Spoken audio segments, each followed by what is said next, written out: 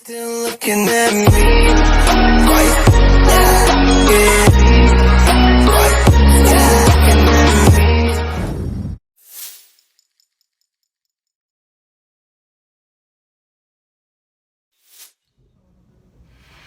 What's going on, Mighty Gang? It's your boy, the Multitasker, Mighty Avenger. And if you haven't seen Spider-Man Far From Home, and if you are planning to, save some money for the weekends, then I strongly recommend to just go see it because it is worth the watch because it's entertainingly fun, but mostly it's all about action, and most of all, because Spidey is back. So this is considered as a movie review, so I promise to try to make it short as possible, to give a little brags about it, and maybe a minor spoiler, but not a big one. So for those who have seen it, I'm pretty sure they get the idea, but for those who haven't, then I'm just going to give just a little details without spoiling all the way to the end. So if you're worried, if you're concerned that it's gonna consider as that's gonna ruin your day or your night, so just don't watch this video, okay? So just turn around, turn away, don't, okay? So I'm just giving you 5 seconds. All right, let's begin. So obviously the sequel takes place after the following events of the ending of Endgame, and because who else would want to talk about it, because the fact Tony Stark sacrificed himself of defeating Thanos if it meant the cost of his own life by using the Infinity Stones. And frankly, people were basically just more into the loss of Iron Man, and of course everybody, I mean, there's literally graffiti and just fan arts of Tony Stark, and especially the fact how Peter still mourns of the loss because he missed him so much. And I think everybody, including myself, even my own sister, missed Robert as Stark. Because it's gonna be a little different without him in it, but that sucks though. So anyways, it's just, no matter what he does or where he goes, all he sees is just Tony, Tony's face. I mean, literally everywhere, and everybody just questioning him is that he's going to be the next Iron Man, and it's like that's something that he's not ready for. And so what else to take his mind off? Simply to take a vacation, or simply as a class trip. And because I think he wants to take a break, and I don't blame him, not one bit. But Happy just wants to inform Peter that Nick Fury was trying to call him, and basically he just basically ghosting, or my knowledge, that's just basically the dodging his calls. Yep, because that's all he just want to do, is just being as Peter Parker instead of Spider-Man, and just trying to get the love interest with MJ. But apparently that wait can no longer wait, and Fury just wants to meet Spider-Man, period. Because apparently there's been recently attacks throughout Europe. These elemental monsters have started appearing out of nowhere, and it starts to roaming and start affecting mainly the fake affecting to the world, and being given a little help by an unreluctant hero known as Mysterio, Quentin Beck, that from another alternate Earth. And so the whole plot is basically to try to stop the giant monsters that's going to try to terrorize in this Earth, preventing that having the same fate that happened to Beck's world. That was the whole story. So now let's get to the cast.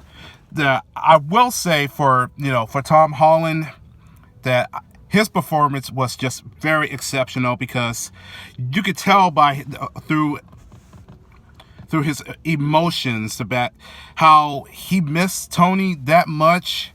I'm not gonna lie, it make me want to cry with him, because I really feel bad for him. And yes, the fact that he does his own stunts. Basically, that's like the young Jason Statham that does his own stunts, such as the Transporter series. And also, yeah, I'm sorry, I'm just brain freeze. It's been a day for me. Jake Gyllenhaal. I mean, this is what a perfect cast for him for this movie as Quentin Beck, because keep in mind, if you simply go back back in the early 2000s, that he almost got the part to play as Spider-Man in the Sam Raimi, but didn't make that close. Not even Leo DiCaprio. So all we get is Tobey Maguire, and his performance was just phenomenal. Especially the fact that we get to see Mysterio for the first time in live action, because that's something that's never been done before in any other Spider-Man films, because that's something that's something hard to do, especially the fact, with the tech suit and with the surround of a ball, which is basically as a fish ball, but with the smokes coming in the inside of the ball, and how the fact that the special effects and the CGs are now being basically has adapted to it. That's something that's a huge accomplishment, something that we've been wanting to see that, and now here we are to see Mysterio in full force. So that's really good. Nick Fury. Samuel Jackson, man. It's great to have him back. And he's just being as a hard ass. And the fact that he's trying not to be funny, but he gets that anger humor in it, because my favorite part, when Fury debriefed about of the situation to Peter, that it's just basically people just interrupted, just banging the door, talking to Peter, and about 3 or 4 times, and his last remark says that if the next person comes to this room, you and I are going to have a serious, messy situation. Or at least that's what I think it was. But given the fact, he was giving Peter a hard time, literally. So, I literally had a good time. So yeah, I got a chance to see the movie last night, and I could have got a chance to make this review, but it was late, and of course I didn't get a chance to accomplish that, because I was so tired, because you wouldn't believe of the shit I had to deal with work. So hopefully you guys understand where I'm coming with this. So but frankly, that this will be a chance for me to get this out of my chest, to how I feel about that, because it was about almost 2 hours long, so it wasn't that really long. We're talking about the end game, but given the fact, being as a huge Spidey fan, I think it was worth to see it, because I enjoyed of the Spider-Man comics, especially of the latest of the Amazing Spider-Man, Superior Spider-Man, Friendly Neighborhood Spider-Man, you name it. And oh yeah, not to mention Miles Morales comics that also. And speaking of Miles Morales, I gotta say, for the red and black suit, so I really dig that, because it felt a little bit of a little cross between of Miles and Superior Spider-Man. So it's about 50-50 to say the least.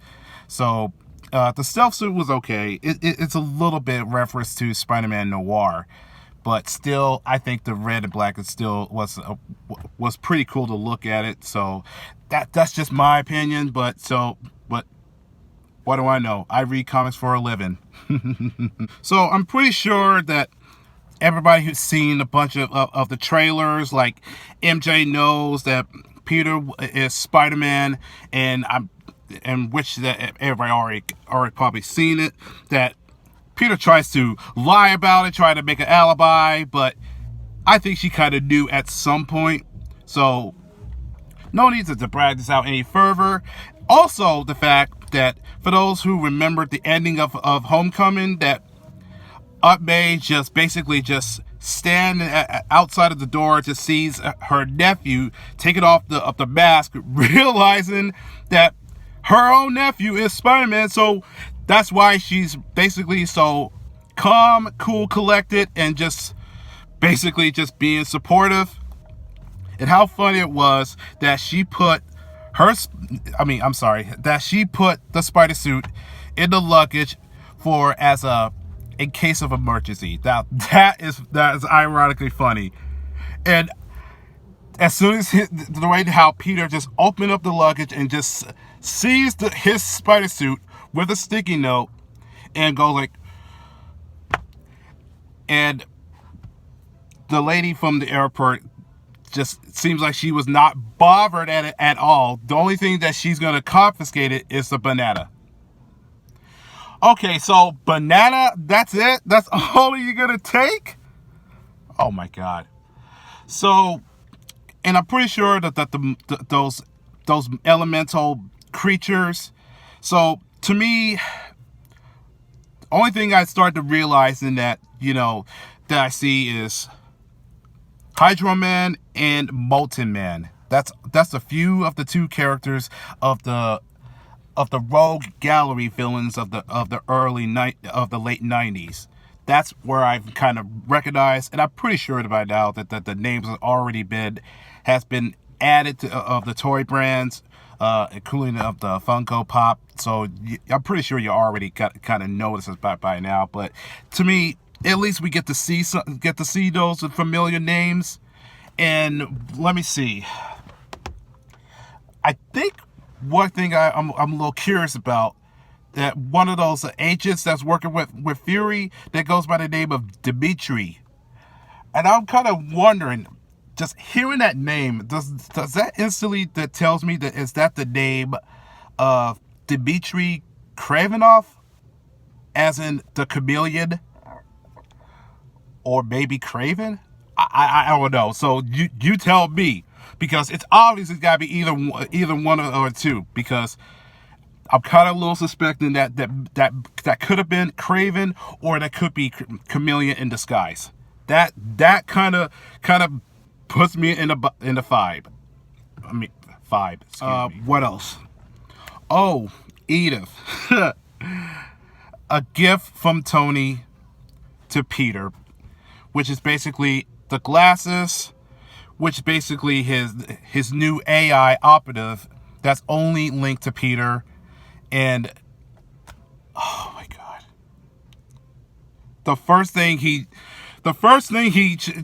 his first give a little test run is to accidentally to send a drone to do what's that? I believe it's called take down the enemy, which happens to be the kid who basically took a picture of him half naked to an operative spy agent to give the test of his new stealth suit. And I was like, oh my God, Peter is gonna accidentally kill a kid for no purpose, that the drone is armed and ready to lock and load, ready to shoot to kill. I was about to lose my mind. It's like, oh my God. This is basically known, what we call the Park of Luck. But thank goodness that he would make a few little accidental oops to make the jump and just rev up and just damage it. And yeah, that basically Parker just wasted $1 billion of the tech that left behind. All right, so I guess this is the part where I'm gonna have to bring up of the little spoiler. Again, this is just basically a minor, so I just want to get this out of the way. So again, this is your one and only opportunity to walk away with this video. Don't listen to it. Don't hear the words I say. So here it goes. So Quentin Beck, aka Mysterio from Alternate Earth. What is the one? Well, actually, what's the better way to describe of a person that says who he is, but I need a little feedback here. I need a little. You're a phony! Hey, this guy's a great big phony! Ah, yes, that's right, because Quentin Beck is full of shit. Yeah. And I should have realized that this whole heroic act was too good to be true, and he's not from Alternate Earth or whatever the number that he's from. He's literally from of the Marvel Cinematic Universe. Yep, Yep, he's a complete charlatan and a fraud. Yep, and it just wasn't but he wasn't alone. He had a whole crew to simply to help out with Beck and simply back it up. And I gotta say, you know, for a fraud, it was a pretty clever scheme that he just cooked up with. I mean, the whole time facing all of these monsters, they were all just illusions that was illuminated by these drones, and the fact that all the action that the Mysterio was doing, it was all illusion as well. He had a team, a crew, the backups, the actors that simply to portray the words he had to say. It was just a completely yep. And here's the thing, I didn't even know that Beck actually exists in. If you haven't seen Captain America: Civil War, you know, during Stark's conference presentation, so I strongly suggest you go look at that movie and to find that scene, and then you'll see. Then that's where things started making things make sense for this film, because I gotta say, I'm impressed. Yes, I'm very impressed because this. Did it ever occur to you that, would you ever consider that there would be a good Mysterio at any other alternate Earths? I seriously doubt that.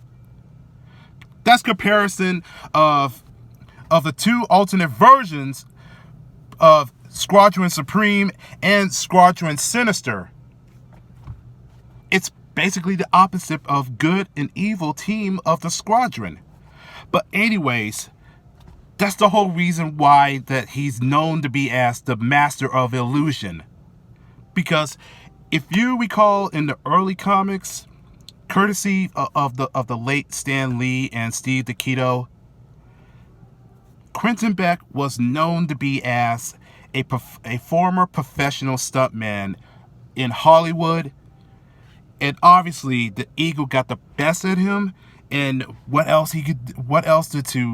to spice things up? Dressed up as Spider-Man, committing crime, making more money, and he almost got away with it. But eventually, that he went to jail. Oh, and here's another tip about the early sketches of Beck. Did you know the fact that the sketches from Steve Ditko that he almost looked like Spock from Star Trek? yeah, the original TV series, he almost looked like it, especially how the animation style of the old cartoon, the cartoon series from of the late 60s. That's very, very uncanny, the familiar. So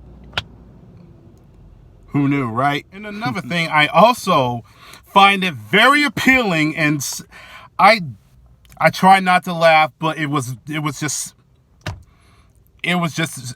just so adequate that throughout this movie that Quentin Beck that actually had to wear of the, I believe that's what is known as a CG suit, as in like every other films, in the back behind the scenes of how things work out, like the Avengers and Guardians of the Galaxy. I can't believe they actually used the same kind of suit for Jake to wear as Beck to basically portray in the old theater play that they were basically just doing all the prep work and doing all the illusions with all the drones. I thought that it was hilarious, but it's appealing because again, Beck is basically a professional stuntman and a fraud.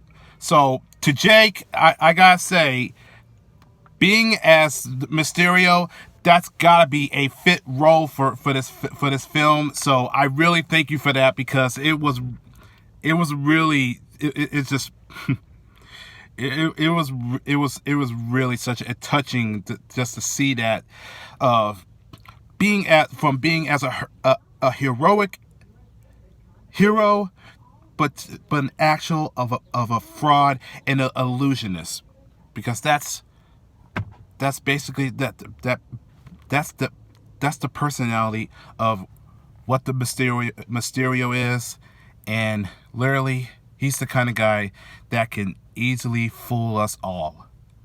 So I enjoyed it.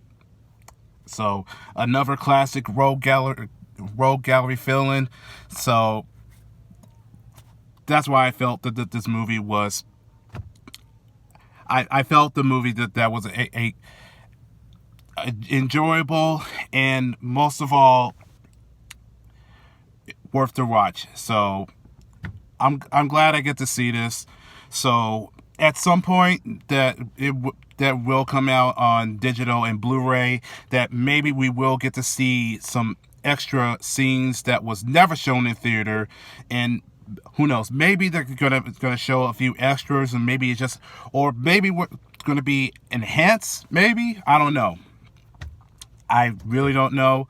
So that's all the time I have. So hopefully that this video does not disappoint you, and because it's kind of hard for me to try to express what I got to say, but at least I have a little courage to just to say what I gotta say. So you know how it is for me, because I'm a little shy, and and just being me. So that's all I got to say. So I'm going ahead to wrap this up, but I will also going to leave you a little hint. So it may not be a big deal, but I'm only going to say this of a little puzzle, and that is, he loves you. If you comic fans knows what that line means, look it up. And with that, Mighty Adventure signing out. Let's not forget to leave the likes and leave a comments down below. But I will catch you all in the next video. And speaking of that, I need to get back on other things, back on the regular scheduling program with the reaction videos. But for now, take care.